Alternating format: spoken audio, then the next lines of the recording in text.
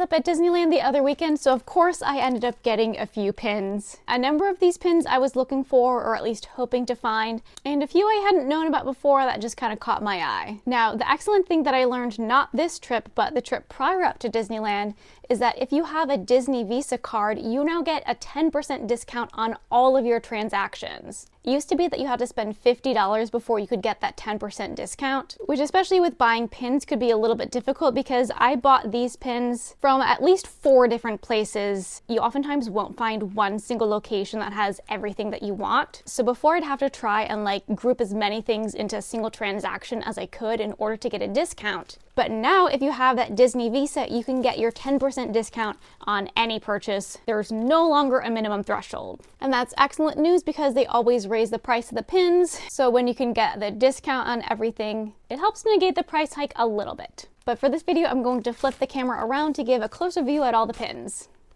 So first I got one of the Disneyland 2024 year pins. I like to get a year dated pin for every year that I visit Disneyland, and I didn't get a 2023 pin until the very end of this past year, and it was so hard to find them and they were so expensive at that point that I had to get a Disneyland Paris one. So I made sure to get one of the 2024 Disneyland pins while they were still fresh and new. This says the happiest place on earth with a Tinkerbell and then a number of the park icons, Carthay Circle, Incredicoaster, Space Mountain, and the Fun Wheel. Then with screen printed details, you have Sleeping Beauty's castle and Minnie and Mickey, and then a lovely glittery 2024 above Disneyland. I'll be honest, I absolutely hate most of the 2024 year dated merchandise, especially the apparel, but this actually works on the pin, so I do like the pin. This is a yellow pin, and yellow pins are currently $14.99, and with my discount I paid $13.48.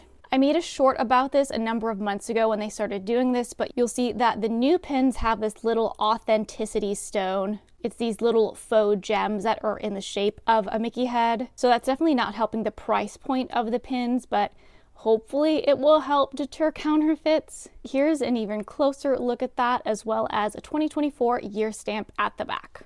These were some other pins I was looking for and that I was very happy to find there. Some new Disneyland Resort pins. This first pin is a Disneyland Resort logo pin and is absolutely my favorite of the 3. You've got Sleeping Beauty Castle, Space Mountain, Matterhorn, Carthay Circle, and the Fun Wheel. It's got lots of really nice screen printed detail on it, and the background of the pin is actually this really nice sparkly black glitter. It's also kind of neat that these backer cards now specifically say that this is a Disney Parks pin.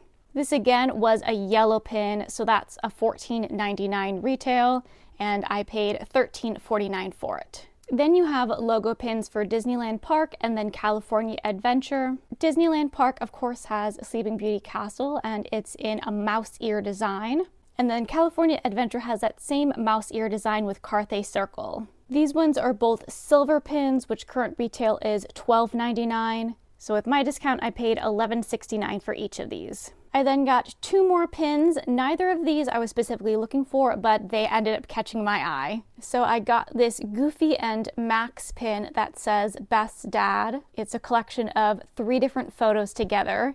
And although this isn't specifically, or it's not branded to be a Goofy movie pin, I decided to get it to put it in my Goofy movie pin collection because it kind of looks like Goofy and Max while they're on their road trip. This one was also a silver, so same price as the 2 prior pins. And then lastly, I decided to get this Frozen supporting cast pin. In my pin collection video, I showed I have supporting cast pins for Emperor's New Grooves and Moana, and these are just absolutely beautiful pins. Bringing back the Goofy movie pin, you can see how much bigger this pin is. They also come on a completely larger backer card. They now have many pins in this supporting cast series, and they all just have such wonderful design. You can see there's tons of little screen printed details on it. So although I was really cutting back on my Frozen collection, I love that it includes so many characters on it, and characters, especially like Oaken, that you're not going to see on many other pins. Because this pin is so large, it is more expensive than the others at $17.99. And with my discount, I paid $16.19 for this. So why don't we go ahead and actually put these pins up on my pin boards. All right, before I can put these pins on my pin boards, this is what I do. I have to add the number of new pins I've got to my total count of pins. So we got 6 new pins. So we'll tally 1, 2, 3, 4, 5, 6. And then what I do is I take a little post-it note and write a little description of the pin to put on the back of the backer card. I probably won't do it for this pin because this backer card is very kind of descriptive and indicative of the pin itself, the 2024 year pin. But all these 3 backer cards are identical to each other, and I like to have a way to be able to match up the backer card with the original pin. So I'll just put a little description that I can understand. So now that I have post-its on the pin backer cards, I can put the backer cards with my stash of backer cards to eventually be sorted. And then I have the Mickey pin backs from those, and I keep a stash of extra pin backs in this little Skyliner popcorn bucket. So now we can get the pins on the boards. I've got my 2024 year pin, so that's going to go with all my other Disneyland year pins. My predicament is that it does not really fit there. It would fit right there.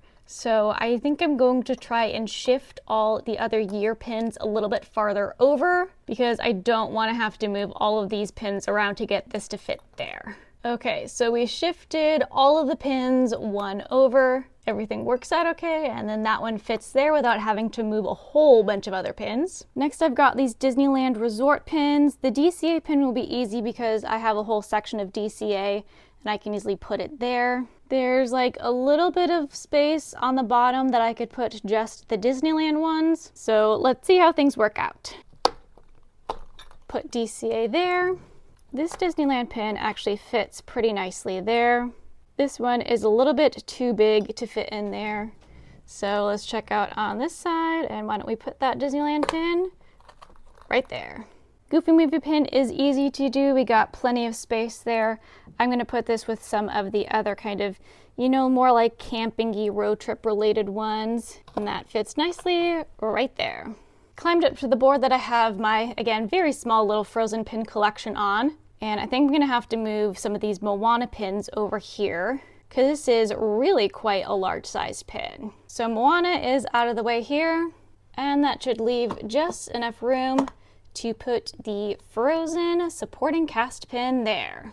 So that's my little Disneyland pin haul, and then placing the pins in their new homes. What I didn't specifically mention or emphasize is that all of these pins were just open edition pins. There was no limited releases or limited editions. So I always love it when they come out like with really nice new open edition pins. But that also means that at least for the very start of 2024, there haven't been any limited edition pins or like the limited edition pin series that I've been interested in. I also didn't really like most of the monthly limited edition releases for 2023. So I mean, I guess that's fine if they don't have any other good sets for 2024, since they can be difficult to collect and a little bit expensive, but it is always nicer if they come out with like new or cool, exciting pin series. I'll just hope that we continue to see some more new fun open edition pins come out this year. But thanks for watching!